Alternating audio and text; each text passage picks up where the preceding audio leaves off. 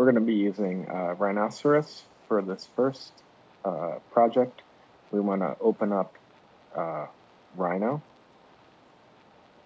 rhinoceros, the rhino icon, and select the program open.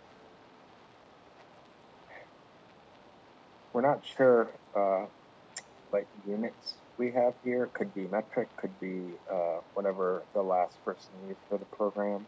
So we're going to open a new file and choose small objects inches, and then click open. And I have 4 different views here: top, front, perspective view, and right view. Any of these views I can double click on the little tab up here, and it will maximize that view in my window. I'm also going to maximize this entire window so I have a little bit more space to work with. I have a dimension tool here, linear dimension, just so I want to double check and see what my units are and how big this grid is, so how it might correspond to, say, a ruler. So right now, before I do that, I want to point out this lower part of your screen. There are some buttons here that can be turned on and off. I want to highlight grid snap. If you notice, when I have the grid snap on, it will snap the point to the grid. If I turn it off, I can just move that freely around. So if I want to turn on the grid snap, and I'm just going to select those major grid lines, and I notice this is 1 inch.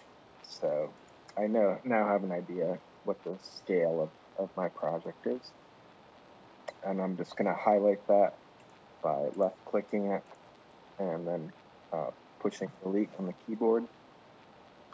I also, up here on the left, have a variety of tools that I could use for drawing and other things. I'm going to choose this polyline command, and you'll notice when I hover over it, it will give you the option of left-click or right-click for a different command. I'm just going to left-click on that polyline. Again, I'm just going to have my grid snap on. I'm going to just click and drag down, click again, and then to stop the command, I'm going to right-click. So now you can see I have a line on this y-axis. And again, I can come over to my dimension tool and click on the end, click on the other end, and it's 3 inches. Another really helpful drawing aid is down here where we have this O-snap command. So we can click to highlight the O-snap, and you'll notice that I again have, I'm going to move this out of the way, I have all these options that I can click or uncheck. So you want to have everything checked except for project and except for disable. Disable will disable all of them. This is going to allow you to snap to, say, since I have a line here, the end of a line. Near means actually on the line. A point, if there's a point, the midpoint of the line. The center, if you, say, draw a circle. The intersection, perpendicular, tangent, quadrant of a curve or a circle, not of a curve or a circle, and the vertex. So now that I have an O-snap on, I have all these checked except for project and disable. If I come up here and say I'm going to draw another line, when I come to near the end, tells me I'm near the end or the knot. If I come down, it automatically will kind of like a magnet stay on that line, and I can find the midpoint and of course the other end. If I choose my circle tool, just draw a circle. I have the O snap on, and I choose my line tool. Again, I can be near it, or it'll select the quadrant. I can select the center, like that. So I can draw a line from the center of a circle to, it have to be perpendicular.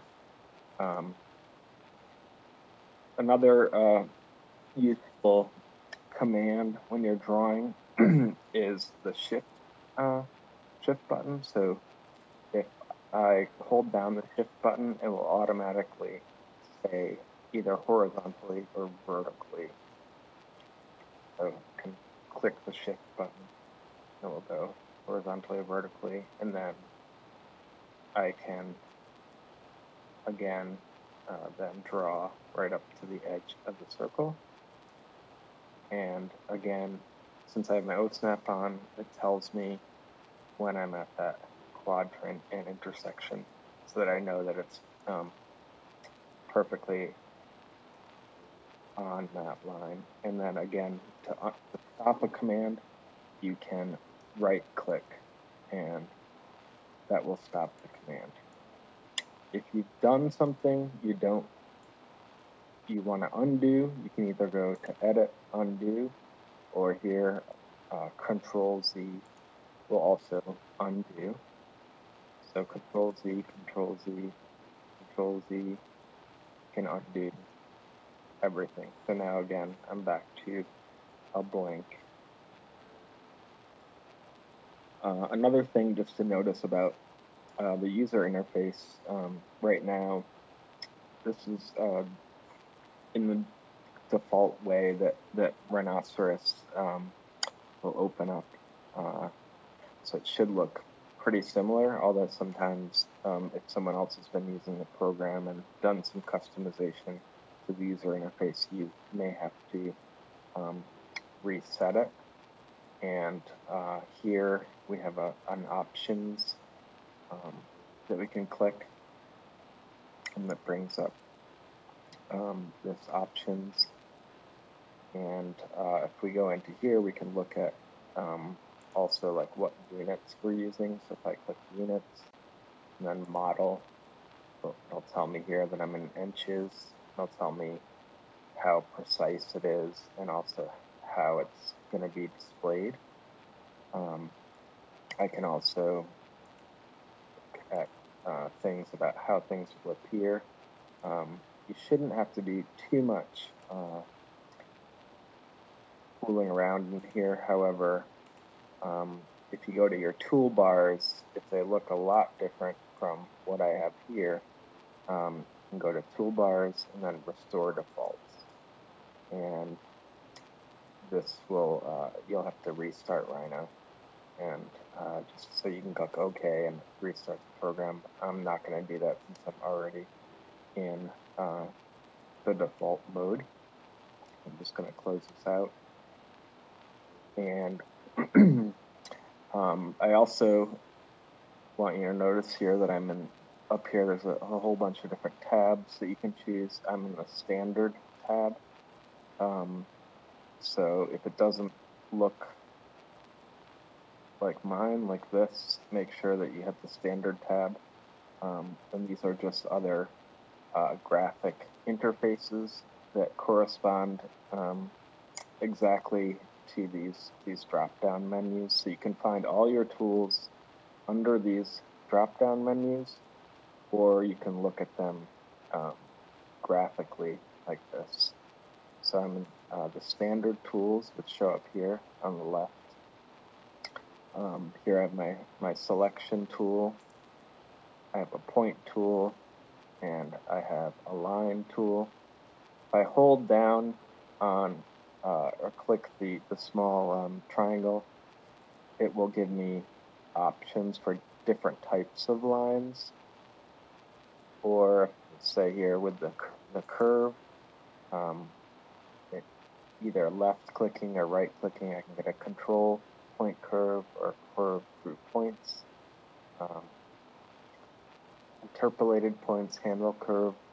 So there's a lot of options, even within these tools. But for this project, we're just going to start out pretty much with the basic tools.